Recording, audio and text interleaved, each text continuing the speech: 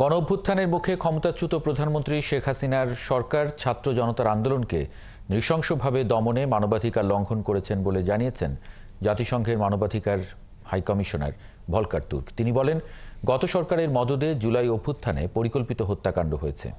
এছাড়া তিনি আরও বলেছেন, ফৌজদারি মামলায় যথাযথ প্রক্রিয়া নিশ্চিত করা ও সংখ্যালঘুদের বিরুদ্ধে প্রতিশোধমূলক সহিংসতার তদন্ত করা অত্যন্ত গুরুত্বপূর্ণ।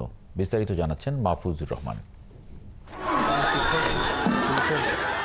২০২৪ সালের জুলাইতে শুরু হওয়া কোটা সংস্কার আন্দোলনের সহিংসতার জেরে সরকার পতন আন্দোলনের রূপ নেয়। আন্দোলন ঠেকাতে ব্যাপক দমন নিপীড়ন চালায় আওয়ামী লীগ সরকার। তীব্র আন্দোলনের মুখে ৫ আগস্ট শেখ হাসিনার নেতৃত্বাধীন সরকার ক্ষমতাচ্যুত হয়। দেশ ছেড়ে ভারতে পালিয়ে যান শেখ হাসিনা।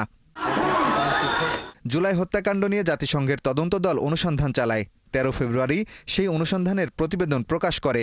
সেখানে শেখ হাসিনার নেতৃত্বাধীন সরকার দ্বারা সংঘটিত বিচার বহির্ভূত হত্যাকাণ্ড, নির্বিচারে গ্রেফতার, নির্যাতন ও অতিরিক্ত বল প্রয়োগের মতো ব্যাপক মানবাধিকার লঙ্ঘনের ঘটনা উঠে এসেছে। বুধবার বাংলাদেশ সময় সন্ধ্যা ৬টার পর জেনেভায় বাংলাদেশে জুলাই আগস্ট বিক্ষোভের সঙ্গে সম্পর্কিত মানবাধিকার লঙ্ঘন ও নির্যাতনের উপর জাতিসংঘের মানবাধিকার তথ্য অনুসন্ধান প্রতিবেদন উপস্থাপন করেন সংস্থার মানবাধিকার বিষয়ক হাইকমিশনার ভলকার তুর্ক। এ সময় তিনি বলেন, সাবেক প্রধানমন্ত্রী শেখ হাসিনা সরকার ছাত্র আন্দোলনকে নৃশংসভাবে দমনে মানবাধিকার লঙ্ঘন করেছেন। এ বিষয়ে বিচার ও জবাবদিহিতা নিশ্চিত করবে অন্তর্বর্তী সরকার।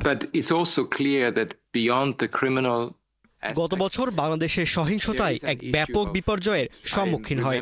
তৎকালীন সরকার ছাত্র আন্দোলনকে নৃশংসভাবে দমনে মানবাধিকার লঙ্ঘন করেছে। জাতিসংঘ মৃত্যুদণ্ডের পক্ষে নয়, তবে বিচার হতে হবে।